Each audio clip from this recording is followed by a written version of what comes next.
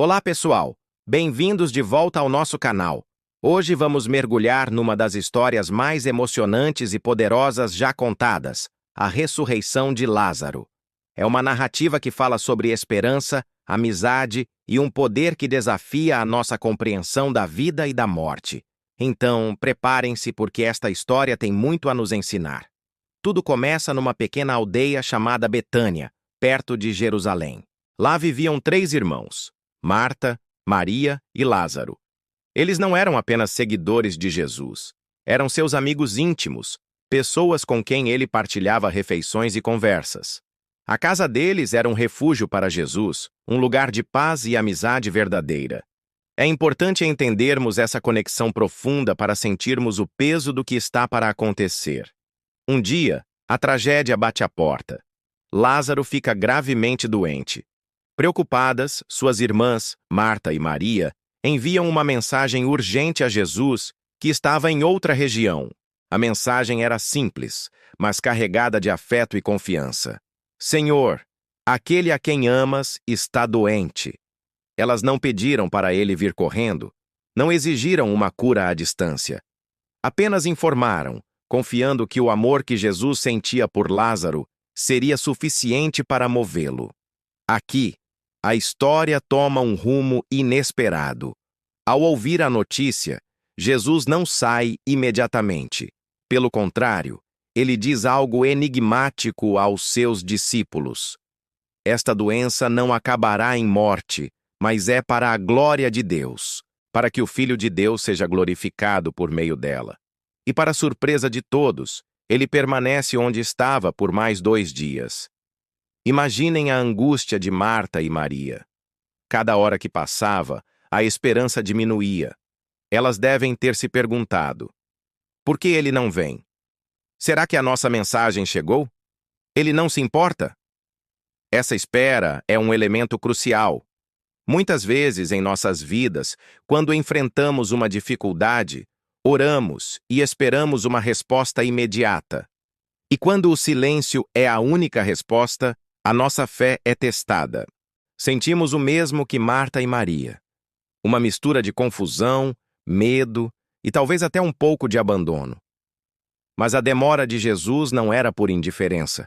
Havia um propósito maior, um plano que ninguém ali conseguia enxergar. Após os 2 dias, Jesus finalmente diz aos seus discípulos: vamos voltar para a Judéia. Os discípulos ficam apavorados. Eles lembram a Jesus que da última vez que estiveram lá, as pessoas tentaram apedrejá-lo. Voltar era um risco de vida. Mas Jesus estava decidido. Ele então lhes diz claramente: nosso amigo Lázaro adormeceu, mas vou até lá para despertá-lo. Os discípulos, ainda sem entender, pensam que ele está falando do sono comum. Senhor, se ele dorme, vai melhorar.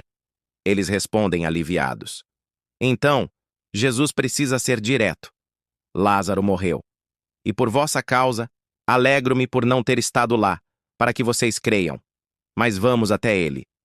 Vejam a coragem e a fé de Tomé, que apesar do medo, diz aos outros: vamos também nós, para morrermos com ele. Havia medo, mas também lealdade. Quando Jesus e seus discípulos finalmente chegam a Betânia, o cenário é desolador. Lázaro já estava sepultado há 4 dias. Naquela cultura, acreditava-se que o espírito de uma pessoa permanecia perto do corpo por 3 dias, mas no 4º dia, toda a esperança se extinguia. A decomposição já teria começado. 4 dias significava que era, humanamente falando, o fim definitivo. Marta, ao saber que Jesus estava chegando, corre ao seu encontro. Suas palavras são um misto de fé e dor. Senhor, se estivesses aqui, meu irmão não teria morrido. Quantas vezes já não dissemos ou pensamos algo parecido? Se as coisas tivessem sido diferentes?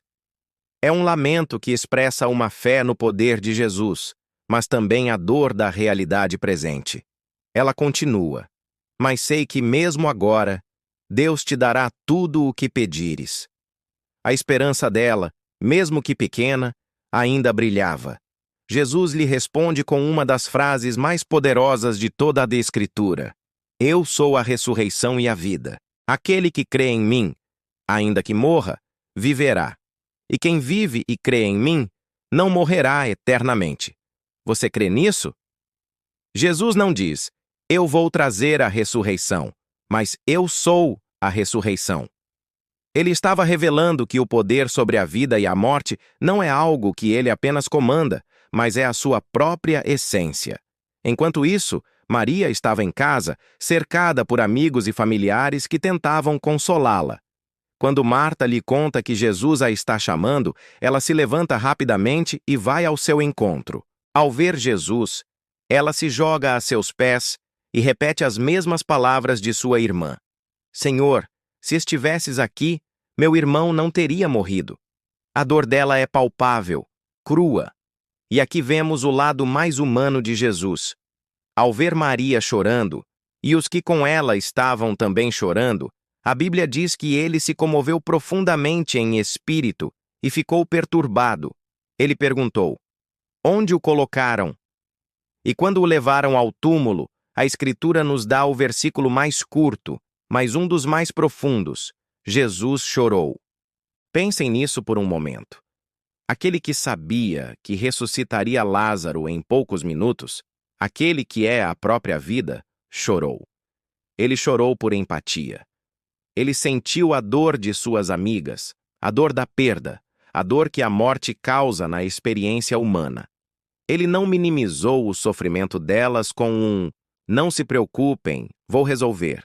Ele entrou na dor delas e chorou com elas. Isso nos mostra um Deus que não é distante e indiferente ao nosso sofrimento, mas que se importa e sente conosco.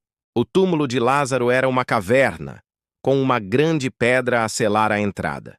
Chegando lá, Jesus dá uma ordem que parece absurda. Tirem a pedra. Marta, a irmã prática, intervém imediatamente. Senhor, ele já cheira mal, pois já faz 4 dias. Ela estava tentando poupar Jesus e a todos do odor e da visão da morte. A sua fé, que antes era forte, agora vacilava diante da dura realidade. Jesus, com paciência, a lembra. Não lhe disse que, se você cresce, veria a glória de Deus? Então, eles tiram a pedra. O momento é de tensão máxima. O que aconteceria a seguir? Jesus, então, ergue os olhos para o céu e ora. É uma oração de agradecimento, não de súplica. Pai, eu te agradeço porque me ouviste. Eu sei que sempre me ouves, mas disse isso por causa da multidão que está aqui, para que creiam que tu me enviaste. Ele estava mostrando que todo o seu poder vinha do Pai. Depois da oração, ele brada em alta voz: Lázaro, venha para fora. Uma ordem direta, poderosa, que ecoa pela eternidade. E então, o impossível acontece. O homem que estava morto há 4 dias, já envolto em faixas de linho, começa a se mover. Ele sai do túmulo, com as mãos e os pés amarrados e o rosto coberto por um pano. A multidão fica em choque, em silêncio absoluto. A morte acabara de ser derrotada diante de seus olhos. Jesus calmamente diz: desamarrem-no e deixem-no ir. A vida tinha voltado. Lázaro estava livre. Essa história não é apenas sobre um milagre espetacular. É sobre a promessa de que a morte não tem a palavra final.